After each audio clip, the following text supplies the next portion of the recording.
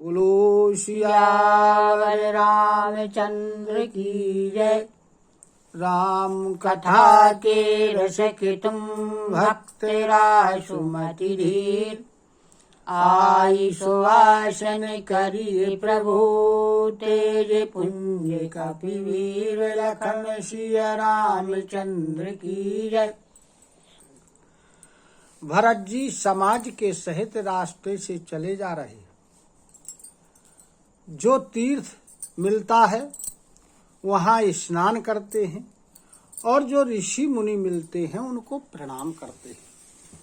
इस प्रकार भरत जी चले जा रहे हैं और मन ही मन उनसे वरदान मांगते हैं कि श्री सीताराम जी के चरण कमलों में प्रेम हो। रास्ते में भील कोल आदि वनवासी तथा वानप्रस्थ ब्रह्मचारी सन्यासी और विरक्त मिलते हैं। प्रणाम करते हैं जिस तिस को और प्रणाम करके पूछते हैं कि लक्ष्मण जी, सीता जी और जानकी जी किस वन में हैं।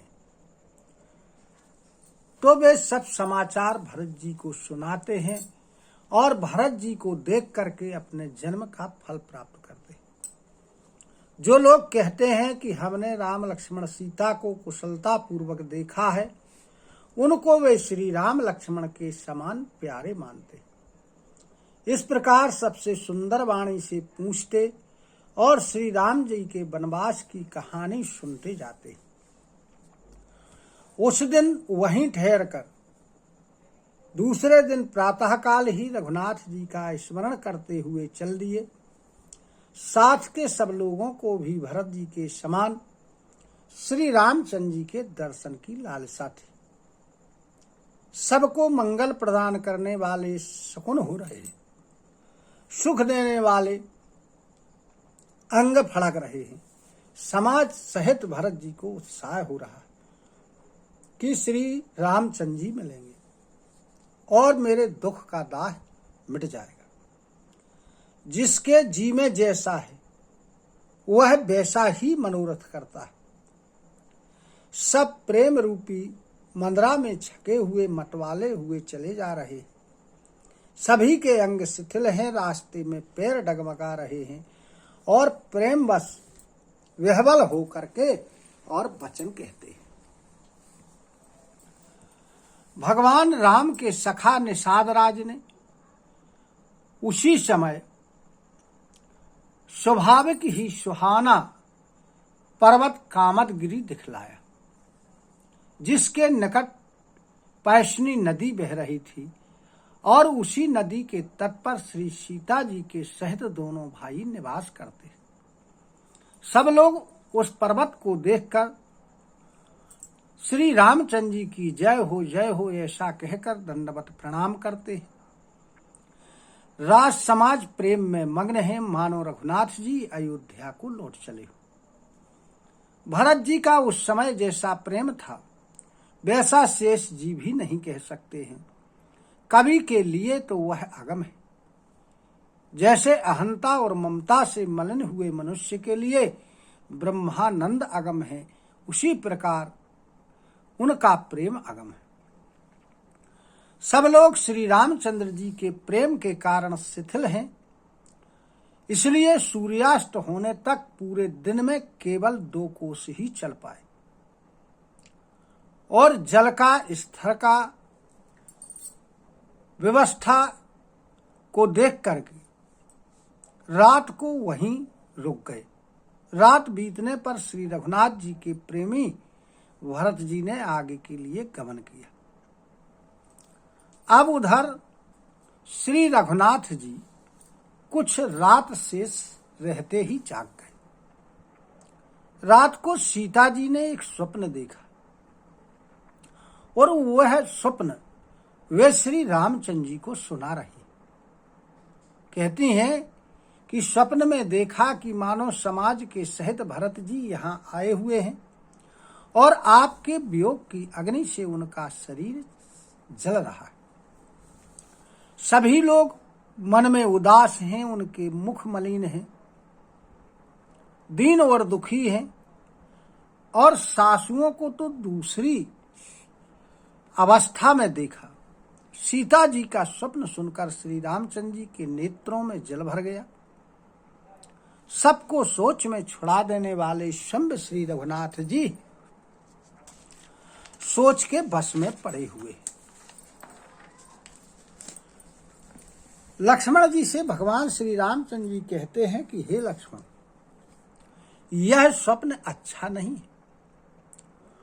कोई भीषण बुरा समाचार सुनाएगा, ऐसा कहकर उन्होंने भरत भाई लक्ष्मण जी के सहित स्नान किया और महादेव जी का पूजन करके साधुओं का सम्मान किया। देवताओं का सम्मान पूजन किया, मुनियों की वंदना की और उसके बाद श्री रामचंद्र जी अपनी कुटिया के पास बैठ गए और उत्तर दिशा की ओर देख रहे। उधर रास्ते में धूल छा गई। बहुत से पशु पक्षी व्याकुल होकर भगवान राम के आश्रम की तरफ दौड़ पड़े। तुलसीदास जी कहते हैं कि प्रभु श्री रामचंद्र जी यह देखकर उठ बैठे और सोचने लगे कि क्या कारण है। वे आश्चर्यचकित हो गए। उसी समय कोल भील वहां आए और उन्होंने सभी समाचार भगवान श्री रामचंद्र जी को सुनाया। अब इसके आगे की कथा।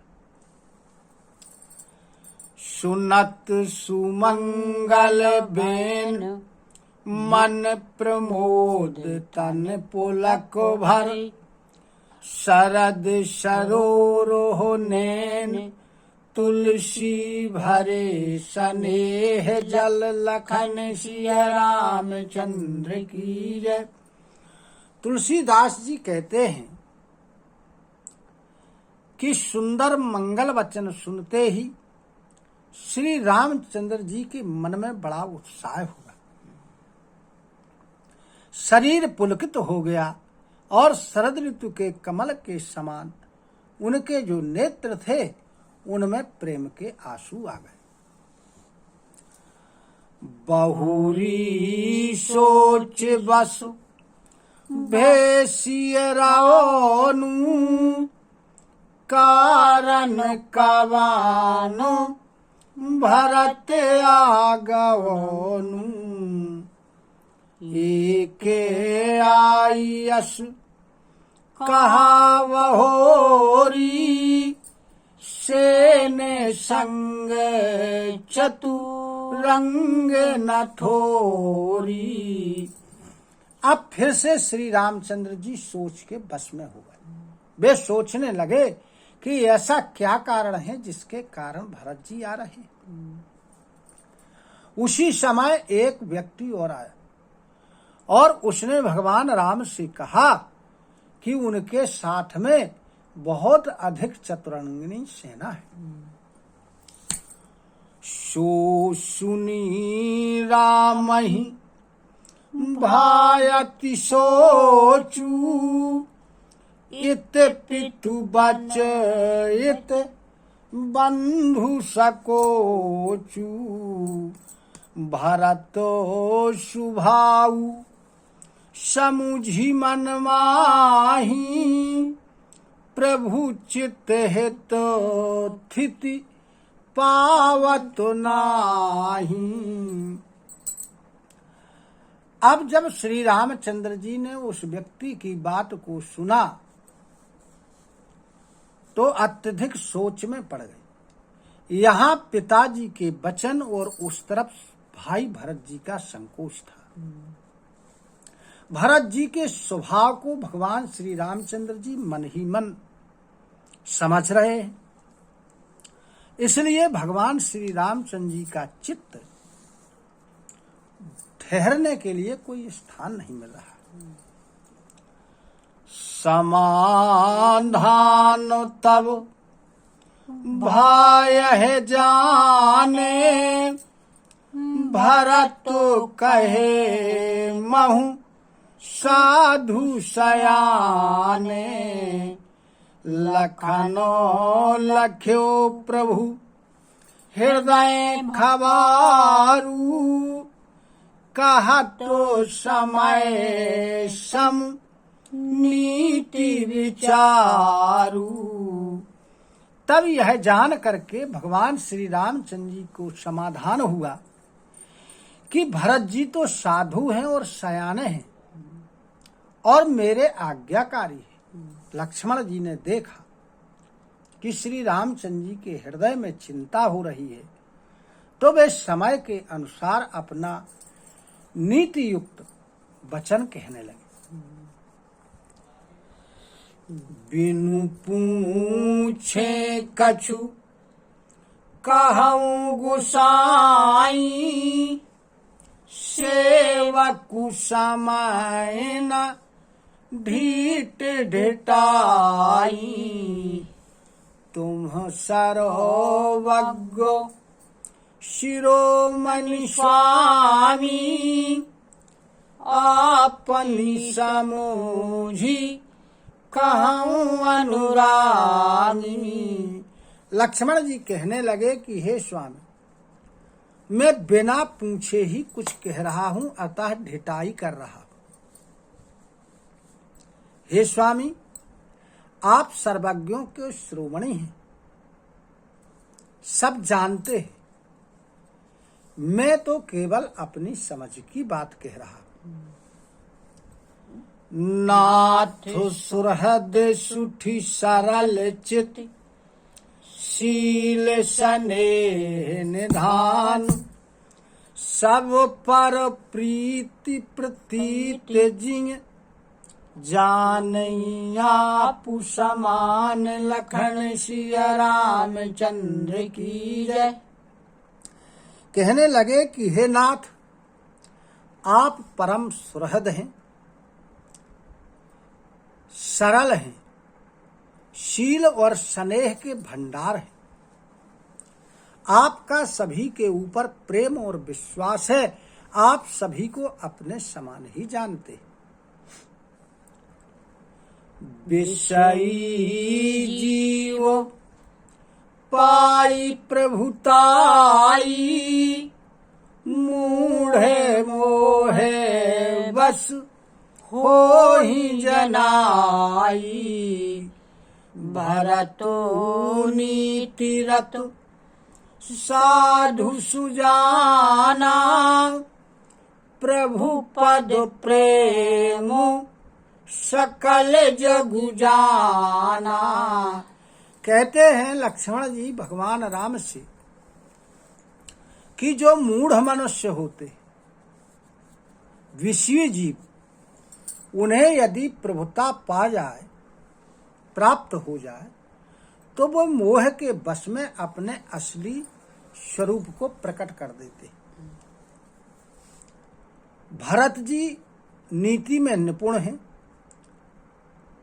साधु हैं, चतुर हैं, और ये सारा संसार जानता है कि उनका आपके चरण कमलों में बड़ा प्रेम है। तेऊ आजू राम पद पाई, चले धर्मो मर जादो मिटाई।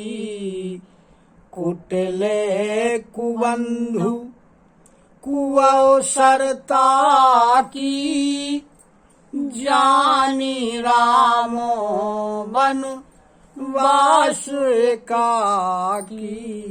वही भरत जी जब आपका पद यानी श्री रामचंद्र जी का पद, कौन सा सिंहासन, राजपद प्राप्त करके धर्म की मर्यादा को मिटा करके चल रहे, कुटिल छोटे भाई भरत ने को अवसर देखा और यह जान करके कि श्री रामचंद्र जी वन में हैं, अकेले हैं, असहाय हैं, कोई साथी नहीं है।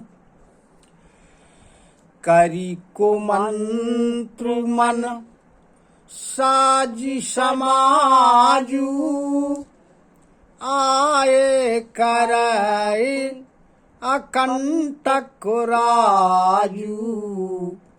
कोटि प्रकार कलपि कुटिलाई, आए दलो बटोरी दो भाई।